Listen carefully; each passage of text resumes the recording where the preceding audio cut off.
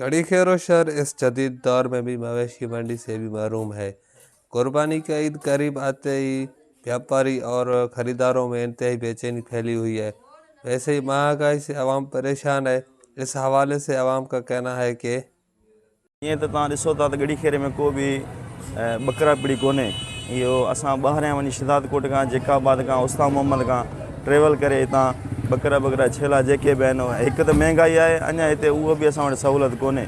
ॿियो तव्हां शहर में घिरंदव, बाज़ार में रश कोन्हे, महांगाई अरूज ते लॻी पई आहे। ग़रीब माण्हू कीअं करे ईद करण जे लाइ माण्हू ॾाढा परेशान आहिनि, छो जो हीउ दौरु अहिड़ो हली रहियो आहे न, तो हर घर जे लाइ माण्हू परेशान लॻा पिया आहिनि। पंहिंजी ईद असां पंहिंजे बचनि खे कीअं सुठे तरीक़े कराए सघूं।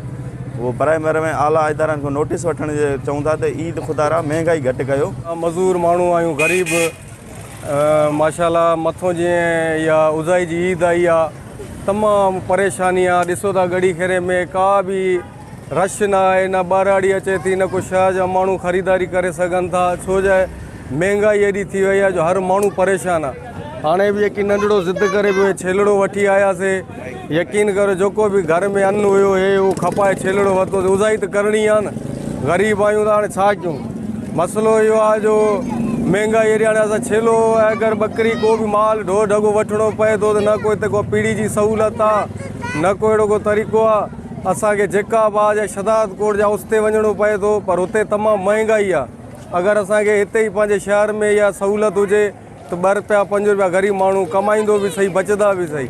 बराए महिरबानी असां इहा गवर्नमेंट को इन को अपील कयूं था त कुझु महांगाई खे बि घटि करनि ऐं ग़रीब माण्हुनि जो कुछ हेल्प भी करन। शहरियों ने मीडिया से बात करते हुए कहा कि इस जदीद दौर में हम मवेशी मंडी से भी महरूम हैं और साथ ही साथ ईद करीब आ रही है, इंतहाई महंगाई हो गई है। इस हवाले से शहरियों ने हुकूमत से मुतालबा किया है कि हमें इस जदीद दौर में गड़ी खैरों में मवेशी मंडी कायम करके और जो है महंगाई पर कंट्रोल करें, ताकि हम भी अपने बच्चों के साथ ईद कर सकें। कैमरा टीम के साथ नूर जमाली, वश न्यूज़, गड़ी खैरो।